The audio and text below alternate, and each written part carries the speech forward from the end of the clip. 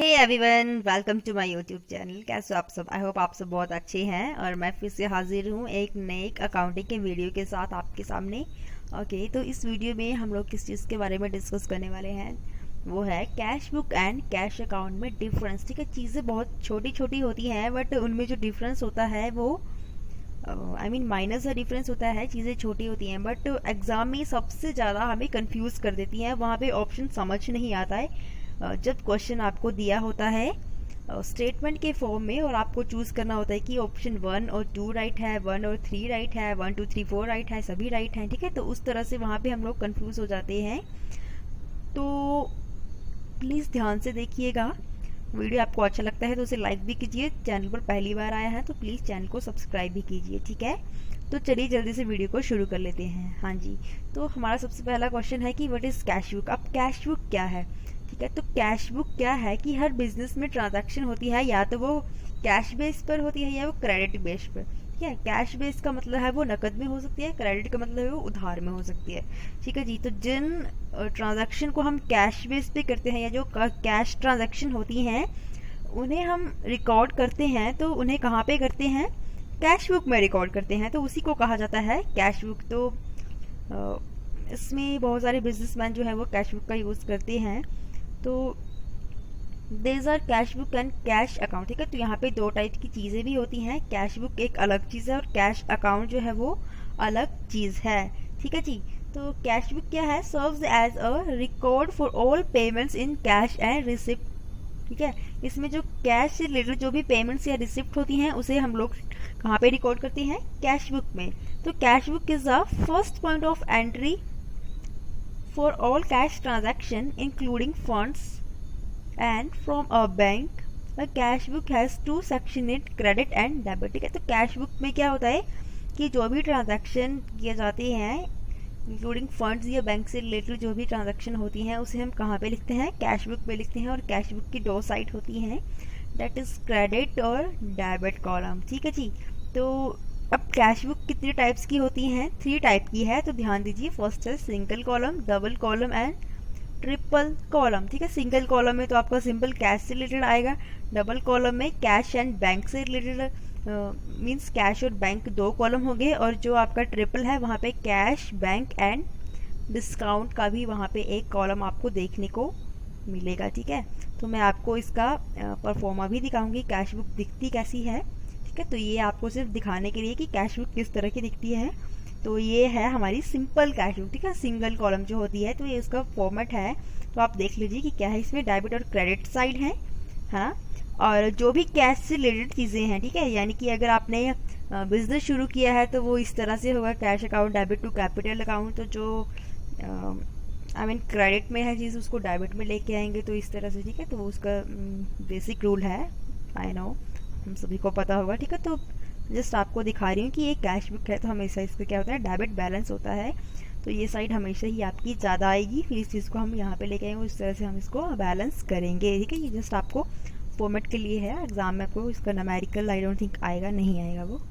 ठीक है, उसके बाद है व्हाट इज कैश अकाउंट। अब कैश बुक आपने देख लिया, अकाउंट क्या चीज़ है, कैश अकाउंट क्या है? तो कैश अकाउंट जो है वो एक लेजर अकाउंट है। ठीक है, कोई भी ट्रांजैक्शन हम करते हैं तो उसको सबसे पहले कहाँ पे रिकॉर्ड करते हैं?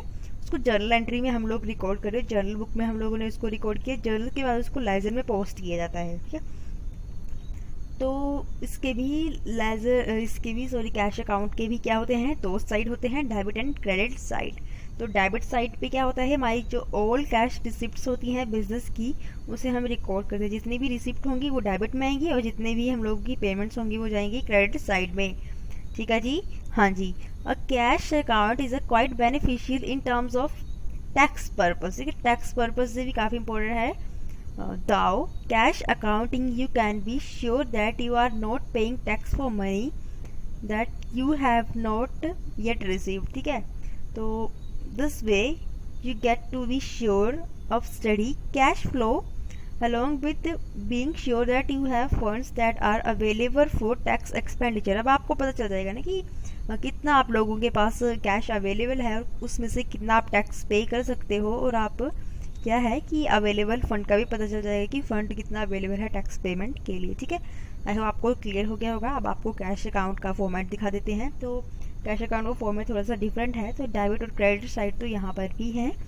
तो इस तरह का फॉर्मेट है जो भी यहाँ पे नकद या उधार, ठीक है। इसमें नकद और उधार दोनों टाइप की एंट्रीज को हम लोग लिखते हैं।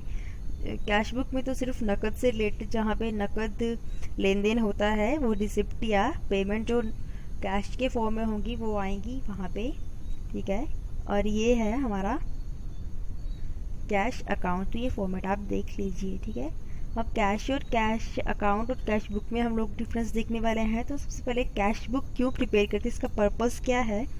तो इसका पर्पस है कि it serves dual purpose of journal and ledger. अब कैश बुक क्या है, इसका ड्यूअल पर्पस होता है जर्नल और लेजर के ऊपर। No need for cash transaction to be recorded in journal. अब जर्नल में कैश ट्रांजैक्शन को नहीं लिखते तो कैश बुक में उन चीज़ों को लिखना पड़ता है। और कैश अकाउंट क्या है, ये सिर्फ सिंगल पर्पस है लेजर का, ठीक है। बेसिकली कैश अकाउंट क्या है, वो एक लेजर अकाउंट है ना।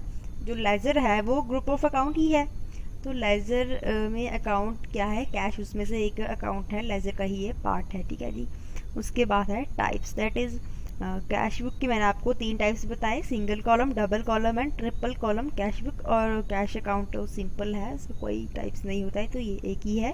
उसके बाद नरेशन, तो कैश बुक में तो आपको नरेशन की ज़रूरत पड़ती है, यानी कि किस चीज़ के बारे में वो एंट्री आप लोग कर रहे हैं, क्या प्रॉपरली वो किस चीज़ की ट्रांजैक्शन है, तो उसके बारे में नरेशन देनी पड़ती है। जबकि कैश अकाउंट में नरेशन की ज़रूरत नहीं होती है, ठीक है।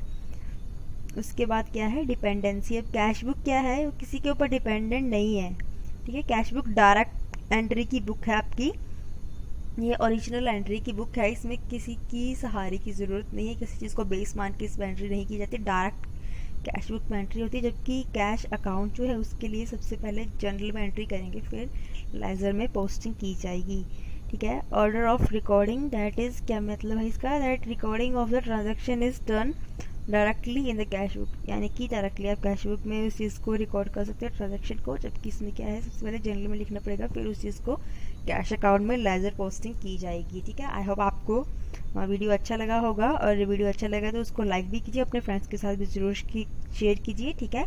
बाय बाय, टेक केयर, मिलते हैं नेक्स्ट वीडियो में।